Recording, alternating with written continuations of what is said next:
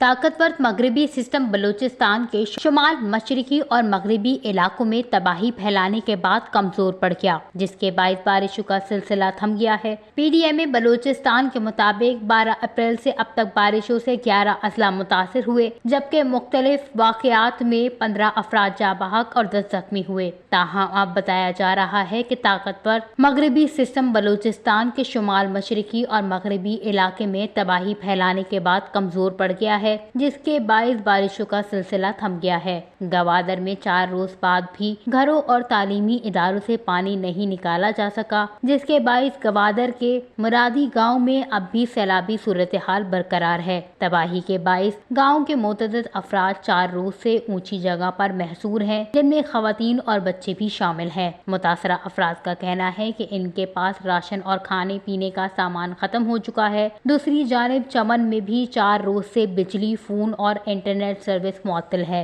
वजीर आला बलूचिस्तान सरफराज बुख्ती ने कोयटा अर्बन फ्लडिंग की तहकीकात के लिए फैक्ट फाइंडिंग कमेटी कायम कर दी है।